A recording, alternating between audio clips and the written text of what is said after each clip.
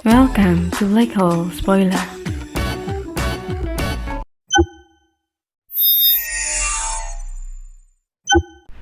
Chapter 487, kembali ke halaman suci. Lin Feng mengingatkannya dan juga jelas mengancamnya. Lin Feng ingin dia mengingat betapa Meng Chong dan Men Han terbunuh. Selain itu, Lin Feng bahkan belum menembus ke lapisan Zuanji, dan dia tidak setenar dan berpengaruh seperti sekarang. Dia tidak memiliki dukungan di belakangnya saat itu. Saat itu semua orang tidak tahu siapa orang tua Lin Feng. Mereka tidak tahu dua kultivator paling kuat di negara ini adalah orang tuanya. Lin Feng telah menjadi jauh lebih kuat daripada dia di masa lalu. Dia telah menghancurkan sekte Hao Yue, mengambil kembali rantai Gunung Yunhai. Semua yang dia lakukan sangat luar biasa. Xin Yi tidak bisa menghentikan Lin Feng. Jika tidak, dia akan terbunuh. Lin Feng telah menjadi dewa kematian. Dia akan mencoba membunuh siapa saja yang menghalangi jalannya. Tidak ada yang berani mencoba dan menghentikannya dari jalan balas dendamnya. Ada batas kesabaranku. Cepat dan buat keputusan, kata Lin Feng acuh tak acuh. Tetapi Xin Yi bingung. Dia harus membuat keputusan dan cepat. Jika tidak, Lin Feng akan kehilangan emosinya. Sebenarnya aku melihat sekarang bahwa ada banyak kultivator individu yang kuat. Sisanya dapat memasuki kota kekaisaran sebagai rombongan mereka. Sama sekali tidak masalah, kata Xin Yi sambil melirik pasukan. Mereka semua jauh lebih kuat daripada di masa lalu. Mereka semua terlihat sangat kuat dan berbau darah. Ji mematikan yang dilepaskan pasukan Cizie jauh lebih kuat daripada di masa lalu. Mereka bisa memaksa orang untuk bersujud dengan rasa takut hanya dengan melepaskan Ji mereka. Ekspresi wajah mereka sangat keras dan haus darah. Semua orang bertanya-tanya apa metode yang digunakan Lin Feng pada mereka untuk memungkinkan mereka memiliki peningkatan kekuatan yang drastis. Pasukan Cizie sekarang jauh lebih menakutkan. Dengan kekuatan mereka memasuki kota jelas mudah. Itu hal yang baik, karena mereka memiliki temperamen yang buruk, kata Lin Feng acuh tak acuh. Xin Yi sedikit mengangguk. Jika Lin Feng harus memaksa masuk ke kota dengan pasukannya, mereka akan dianggap sebagai pemberontakan bersenjata yang akan memberi alasan pada musuh-musuhnya untuk mengeluh. Namun pada saat itu, Lin Feng memasuki kota dan satu-satunya yang bertanggung jawab atas ini. Tidak ada yang bisa menyalahkan Lin Feng karena memaksa masuk ke kota. Lin Feng memberi Xin Yi dua pilihan. Yang pertama adalah mati, yang kedua adalah memikul tanggung jawab untuk membiarkan mereka masuk. Lin Feng sudah memiliki kendali mutlak atas situasinya. Buka gerbangnya, biarkan mereka masuk, teriak Xin Yi. Lin Feng terlihat sangat percaya diri. Dia tahu bahwa Xin Yi akan membuka gerbang. Dia tidak memberinya pilihan. Semua orang tahu bahwa dia menggunakan ancaman untuk menipu keamanan, tetapi tidak ada yang berani mengatakan sepatah kata pun. Pilihan bijak, kata Lin Feng sambil tersenyum. Xin Yi terlihat sangat kesal dan berharap tidak ada hal buruk yang akan terjadi ketika mereka memasuki kota. Xin Yi telah memberikan perintah sehingga para penjaga yang bertanggung jawab atas gerbang membukanya tanpa ragu-ragu. Mereka tidak ingin menghadapi Lin Feng. Dia sangat kejam dan kuat. Selain itu, adalah perintah Xin Yi, jadi para penjaga yang bertanggung jawab atas gerbang tidak ragu-ragu.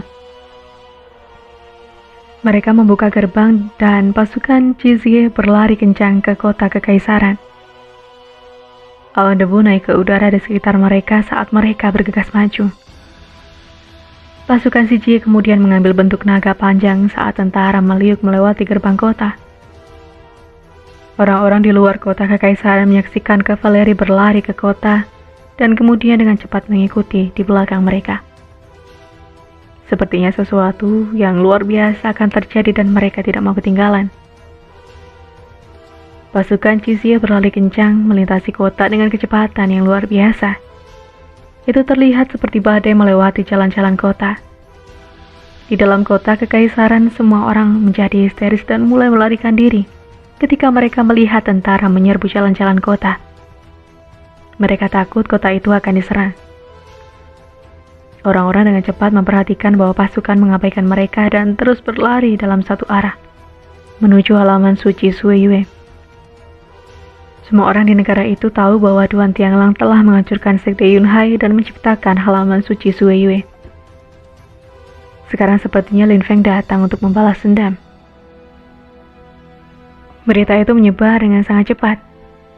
Ketika orang-orang melihat bahwa kavaleri lapis baja berlari ke halaman suci, beberapa orang bergegas ke sana untuk memberitahu para penjaga halaman suci. Semua orang di kota secara bertahap memperhatikan bahwa pasukan itu adalah pasukan Lin Feng yang bergegas ke halaman suci. Pada saat itu halaman suci Suiyue dalam keadaan siaga dan para anggotanya histeris. Mereka semua ketakutan. Menurut rumor, Sekte Haiyue dan desa Gunung Es dan Salju benar-benar dimusnahkan. Tak satu pun dari mereka yang bisa lolos dari pembantaian itu. Itu pertumpahan darah total. Lin Feng telah membantai untuk membalaskan dendam Sekte Yunhai.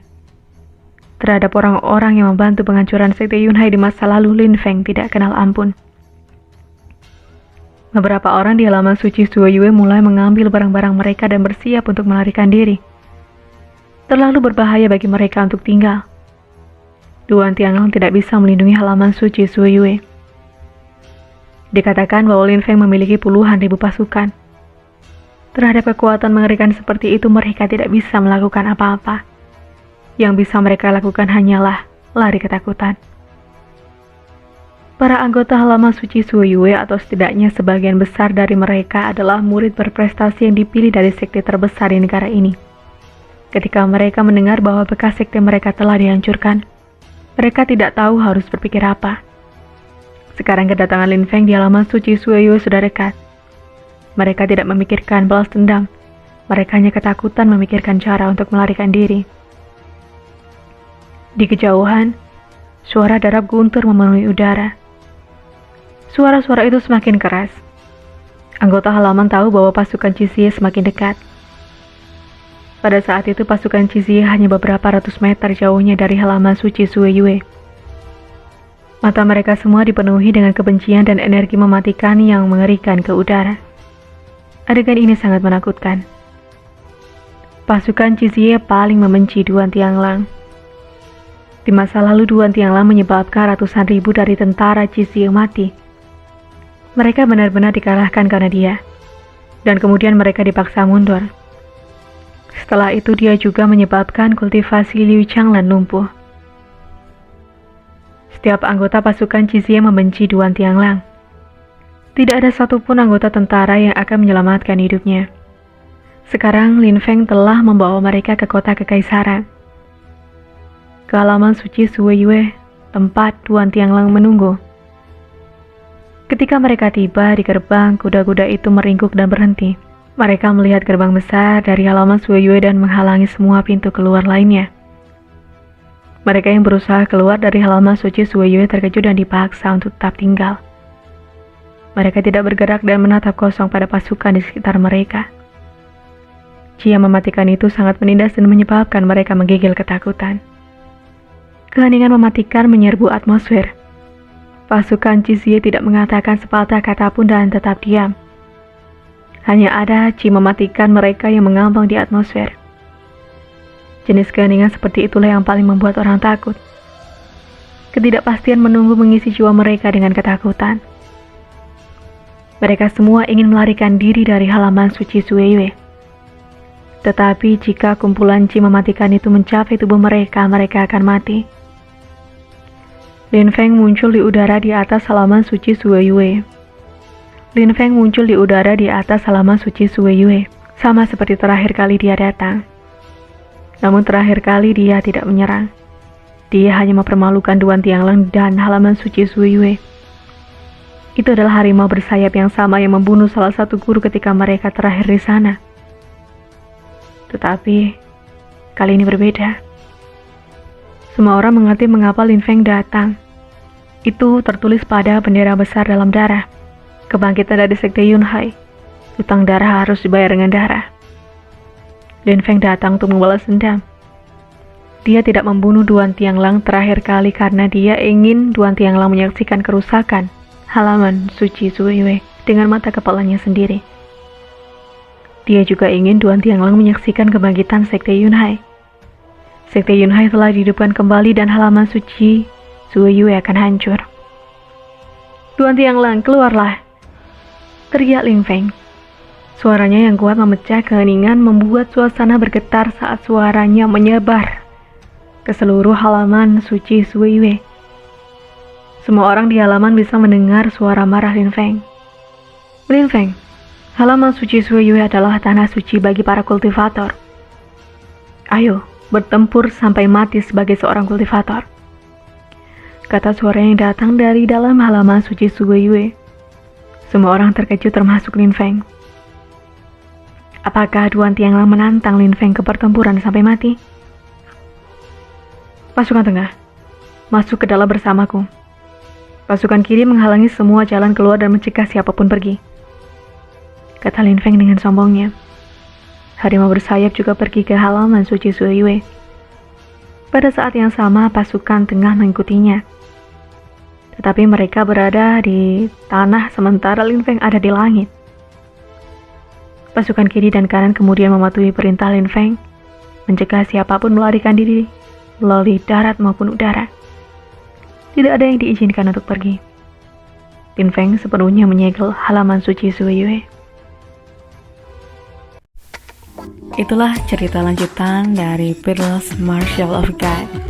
Nantikan kelanjutan cerita ini dengan cara subscribe dan tunggu kelanjutan ceritanya hanya di Black Hole Spoiler.